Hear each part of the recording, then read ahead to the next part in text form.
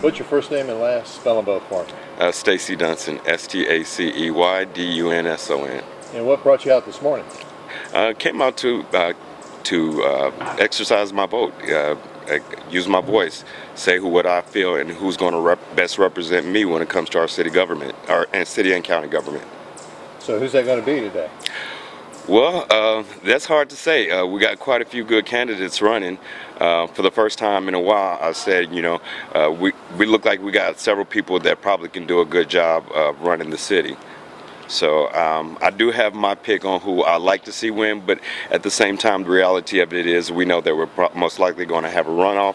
So at this point, it's, you know, still up in the air who's going to be our next mayor. But today is the first step in us trying to figure that out. So who did you lean toward? I'll be honest. I had two candidates that I was really that I'm really hoping to see in the runoff. Based on the polls, that doesn't seem like that's going to be the case.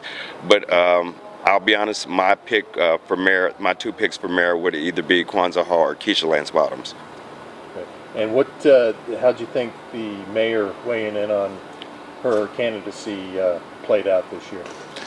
I really don't know. That's hard to say because I don't really know how impactful an incumbent's word is going to be, or endorsement is going to be for the people of the city of Atlanta to make their own decision on who's going to best represent them. I like a lot of what I see our current administration has done. I like a lot of the paths that we've gone on. There's some new directions that I would like to see us go in.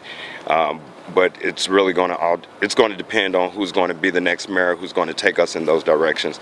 But there's a lot of things that are going on good in the city of Atlanta. There's a lot of things that I see that we need to improve on. So hopefully our next mayor would be that person that's going to be able to fulfill those goals that I personally have for the city of Atlanta.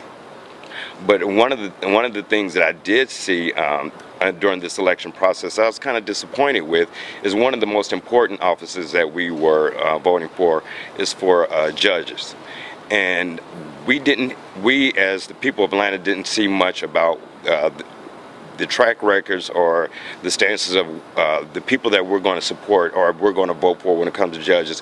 We don't know who these judges are, but the judges make a huge impact on our lives. Especially, I look at myself as an African American male.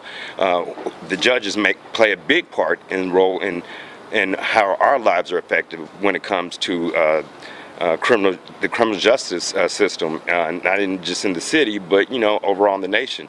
We really need criminal justice reform in this country, and that the judges play a strong role in that, and not knowing who the judges are, what they represent, how they're going to vote, and how it's going to impact us. I was really impressed to see that the city of Atlanta had taken steps to decriminalize marijuana because it incarcerates so many young minority people, people of color.